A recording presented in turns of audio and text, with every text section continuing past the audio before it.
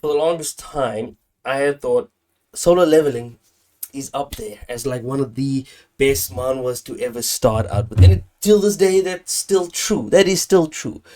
But that may change very soon when we take a look at this manhwa. Okay, I don't know how many times I've read this chapter, this particular chapter that just came out. It's one of the later chapters of the manhwa, Omniscient Reader's Viewpoint.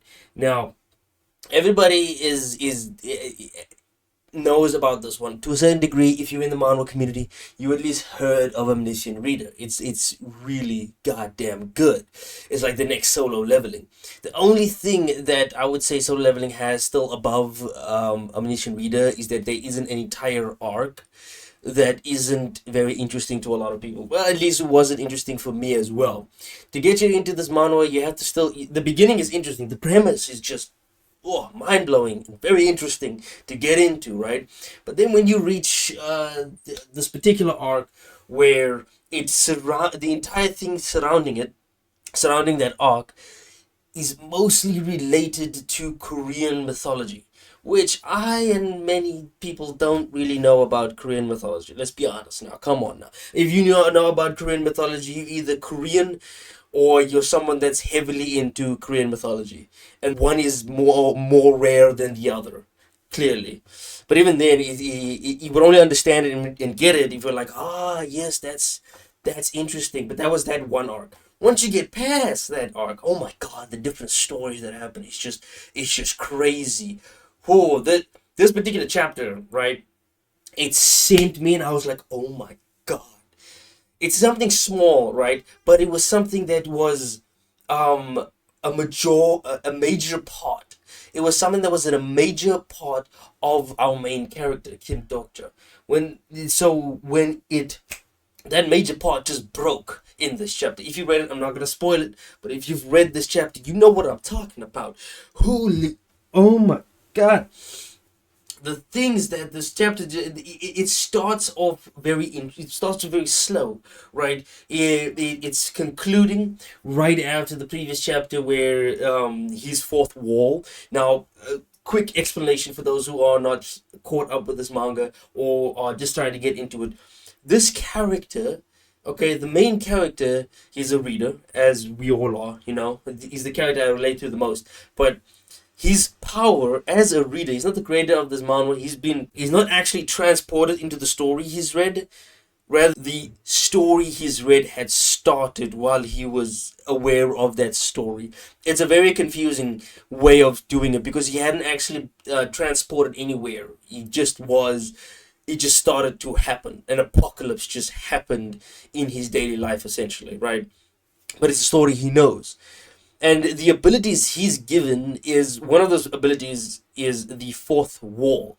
Now, if you think about it, the fourth wall, what is that, right? What kind of ability is that? Is it similar to Deadpool being able to look and talk to the fourth wall? No, he's not able to look and talk to us, the reader. He is a reader, right? So he can view everything from a fourth wall's perspective. It's that concept of the characters in the story looking directly at us, the reader and viewer. But instead, it's from the viewer's perspective. So whatever he sees from the viewer's perspective, there's that fourth dimension that the audience is a part of, essentially. The audience is a part of that fourth dimension. That's how the fourth wall sort of works. Because to him, he's viewing everything around him as characters and a story happening. And so very few things can affect him. You maybe even get hurt and you'll feel the pain, but it will disappear after some time. You'll feel it like a slight pain, just like how when you read something and something happens in a story where a character gets hurt, you get like secondhand pain from that character, right? That secondhand pain from that character is that fourth wall, but then it just disappears because it's not actually happening to me. It's in the story. And so that's the exact same thing he has. Which is, if you don't think about it, if you don't really think about it, it doesn't sound that overpowered, but it is extremely, because no mind ability will be able to affect you at all, because you will not be able to get through the that fourth wall barrier. it's like you going into the story and still viewing everything from the perspective of a viewer and not actually being a part of the story. Because our main character, Kim Dokja, he's not a part of the story. There's the characters that are part of the story, but he's not. And so everything he views is from a viewer's perspective, right? So this fourth wall, as powerful as it is, had completely devoured a eldritch god, essentially. There's a plethora of explanations that I have to give to understand why there's an eldritch god in the story. Essentially, every god mythology is part of this universe, including the eldritch gods. They are called the outer gods, essentially. And so there's the otherworldly gods. They don't exist in the same realm as the constellations, which are the mythology gods. They exist in a realm outside of that, in space. So you'd be seeing things like Cthulhu, the Great Old Ones, and so on and so forth. When they introduced this concept ages ago in the manhwa, a couple of chapters ago, I was like, what do they mean otherworldly? Is it going to be like something that's only related into that is only part of this universe? Is it going to be like that? But no. It literally is eldritch beings. At some point, my theory, because I haven't read the light novel, it's based off a light novel, so that you understand. I haven't read the light novel, but my theory is that the one that had written the story he had read is the eldritch being that dreamt up the world. It's part of the Lovecraftian mythology and what have you. But that's my theory of where the story is going. But I'm not entirely sure, okay? I don't know. Don't spoil it for me, but I 100% don't know where the story is going and why he is the only reader of this book. But this chapter is not about that. The chapter is about this fourth wall. Now, this fourth wall, after having completely literally absorbed an entire eldritch being that absorbs other beings, right? Absorbed it entirely, and then wasn't full. So essentially, it woke up and this chapter started off with the fourth wall absorbing his mother. And I was like, okay, he's pissed. I'm also like, what is happening? Why did it absorb his mother? Because he wasn't satisfied. The mother has a tail of her own. What is happening? But then, slowly, as he was mad at first, but because he had this strained relationship with his mother. The story around this main character is his mother had killed his father, right? And because his father was abusive to him and his mother, so the mother took the anger out on the father and killed him, essentially. He remembers that day when his mother had killed him, and then she was taken to prison. She had, while in prison, wrote her story as to why she had killed her husband, essentially. She wrote the story.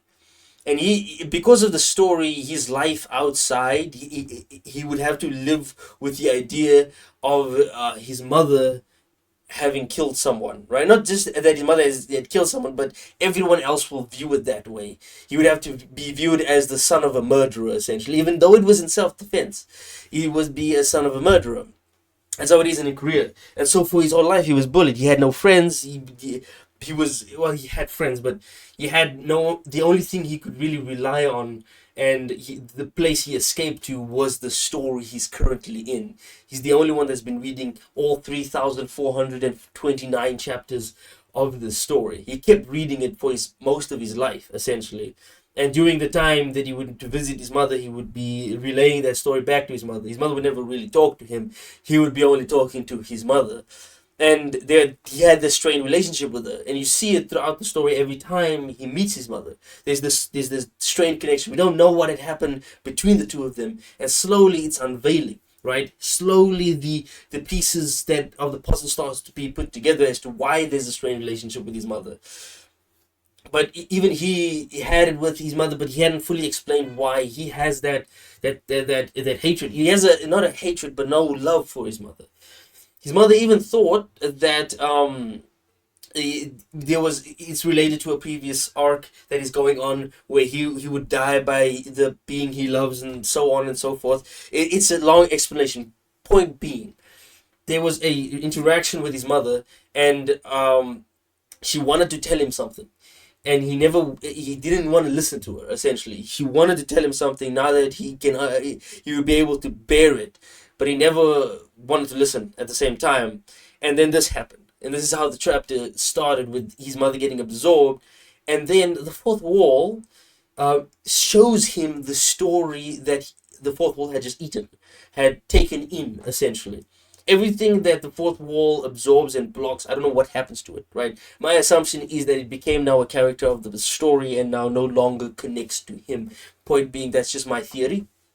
But he doesn't know, and we don't know where the beings that the fourth wall absorbs go to, right? His mother, though, the story that his mother wanted to tell him, what his mother wanted to tell him, is now fully being revealed.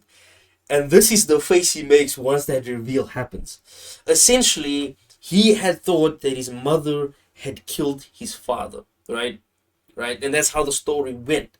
But his mother actually protected him and rewrote or reread the events in his mind for him.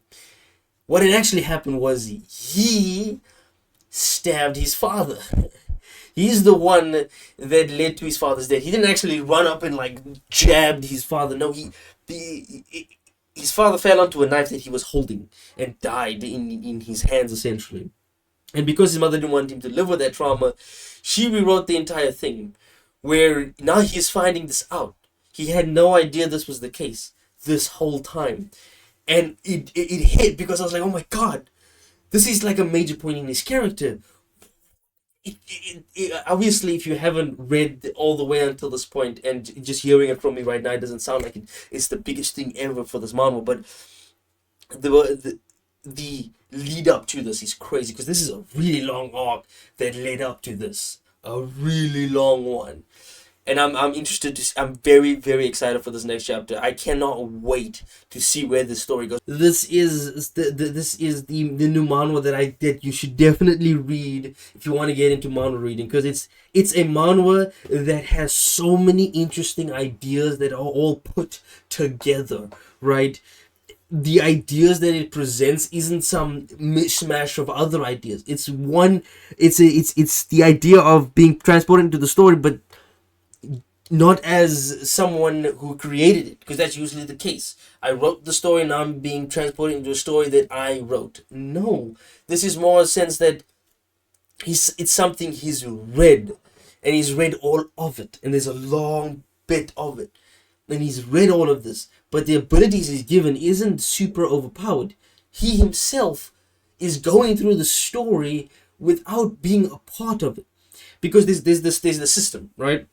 Everybody is given a system when they start this. When the story had started, everyone was given a system, and they are able to see their attributes, essentially. He cannot. The reason why is because he's not exactly part of the story. He can access the system, but he cannot see himself, because the fourth wall blocks that. It's the craziest thing ever. It's crazy that the ideas placed into the story, but it's a high recommend from me is Omniscient Reader's Viewpoint. When the next chapter comes out, I'm definitely I might actually talk about it if it's really good, but this is something that I'm really excited to see where it goes. If this comes out as an anime, okay, then manhwa readers are eating good, bro, because holy hell, we already got Viral Hit. I haven't read Viral Hit, but it's really popular and it's really good as manhwa.